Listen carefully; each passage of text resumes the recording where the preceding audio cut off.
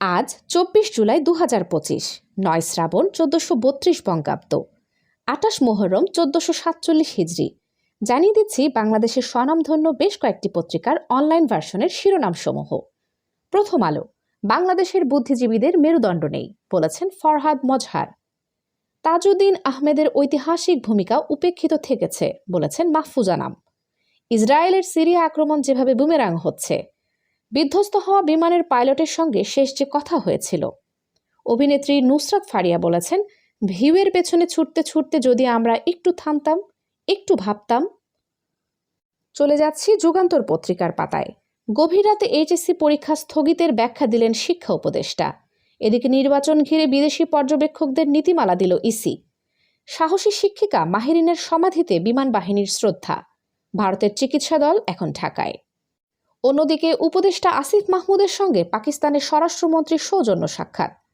গাজার ৩০০ এতিম শিশুর পড়াশোনার দায়িত্ব নিল টিম হাফেজজি। একদিনের ব্যবধানে আবারও বাড়ল সোনার দাম। চট্টগ্রাম বন্দরের চাপ কমাতে আইসিডি দিয়ে খালাসযোগ্য পণ্যের সংখ্যা বাড়ল।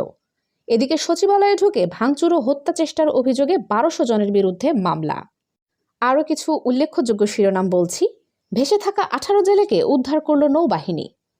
এদিকে প্রধান উপদেষ্টার সঙ্গে বিমান বাহিনী প্রধানের সাক্ষাৎ। শাহ সুফি সৈয়দ দিদারুল হক মাইজ ভান্ডারের ইন্তেকালে বিএফইউজে মহাসচিবের শোক প্রকাশ।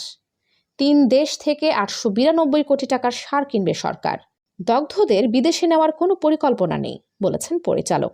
নতুন মামলায় ফের গ্রেফতার আনিসুল ও ইনু। আমার দেশ পত্রিকার আজকের শিরোনাম, প্রধান উপদেষ্টাকে আরও কঠোর হওয়ার আহ্বান, সর্বদলীয় সভার তাগিদ। এদিকে প্রাক্তন বিচারপতি মানিকের ৯০০ কোটি টাকার সম্পদের খোঁজে দুদক। মাইলস্টোন স্কুল অ্যান্ড কলেজের ব্যাপারটা গুজবে ভাসছে ফেসবুক। অতীতের মতো বস্তাপচা নির্বাচন মেনে নেবে না জামায়াত। তারিক সিদ্দিকী ও তার স্ত্রীর ৫২ বিঘা জমি জব্দের আদেশ। ভ্যাপসা গরমের দাপট কমাবে টানা বৃষ্টি। এদিকে দুই ইস্যুতে একসঙ্গে কাজ করতে চায় বাংলাদেশ ও পাকিস্তান। ২০২৪ অর্থ বছরে এডিপি বাস্তবায়ন সর্বনিম্ন, নেপথ্যে যে কারণগুলো। বাণিজ্য ঘাটতি কমাতে যুক্তরাষ্ট্রের গম কিনবে সরকার। এদিকে ইসরায়েলের সঙ্গে যুদ্ধে প্রস্তুত ইরান, পরমাণু কর্মসূচি চলবে। এইচএসসি ও আলিমের স্থগিত পরীক্ষার রুটিন প্রকাশ। দৈনিক ইত্তেফাক পত্রিকার আজকের প্রধান শিরোনামসমূহ। মাইলস্টোন ট্র্যাজেডি, হতাহতের সংখ্যা নিয়ে বিতর্ক। বাণিজ্য ঘাটতি কমাতে যুক্তরাষ্ট্র থেকে বেশি দামে কেনা হবে গম।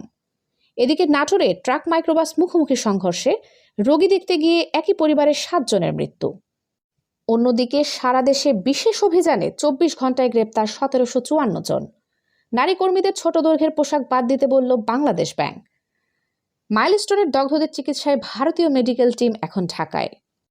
সব শেষে চলে যাচ্ছি নয় দিগন্ত পত্রিকার পাতায়। পরাজিত শক্তির নানা ষড়যন্ত্রের লক্ষণ দেখা যাচ্ছে, বলেছেন প্রধান উপদেষ্টা।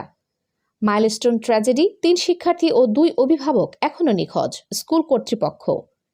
এনসিসিতে দ্বিমত হলেও ইসিকে সংবিধানের অন্তর্ভুক্ত করতে একমত বিএনপি।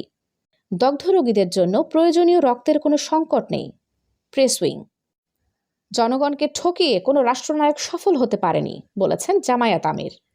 এদিকে আন্তর্জাতিক পর্যবেক্ষক ও বিদেশি গণমাধ্যম নীতিমালা জারি করল ইসি। আরও কিছু গুরুত্বপূর্ণ সংবাদ শিরোনামসমূহ হচ্ছে, ফ্যাসিবাদ বিরোধী শক্তির ঐক্য অটুট, বকাবকি হল প্রতিপক্ষকে ঘায়েলের রাজনীতি, বলেছেন মির্জা ফখরুল। ডেঙ্গুতে এবছরের সর্বোচ্চ মৃত্যু দেখল দেশ। আবারও বাড়ল স্বর্ণের দাম, ভরি প্রতি ১,৭৩,১৭৫ টাকা। মাইলস্টোন ট্র্যাজেডিতে স্থগিত এইচএসসি পরীক্ষার সময়সূচি প্রকাশ। বিমান বিধ্বস্তে মৃত্যুর সংখ্যা নিয়ে গুজব ছড়ানো হচ্ছে, আইএসপিআর। আবারও আওয়ামী লীগ ক্ষমতা এলে ৪ কোটি মানুষ হত্যা করবে, বলেছেন হাসনাত। এদিকে প্রধান উপদেষ্টার সাথে বিমান বাহিনী প্রধানের সাক্ষাৎ। সব শেষে জানিয়ে দিচ্ছি আবহাওয়ার সংবাদ। আজকের সম্ভাব্য সর্বোচ্চ তাপমাত্রা ৩৩ ডিগ্রি সেলসিয়াস এবং সর্বনিম্ন তাপমাত্রা ২৯ ডিগ্রি সেলসিয়াস। ভ্যাপসা গরমের প্রভাবে আজ সকাল থেকেই সাগরে লঘুচাপ সৃষ্টি হতে পারে বলে জানিয়েছেন আবহাওয়াবিদ এ কে এম নাজমুল হক।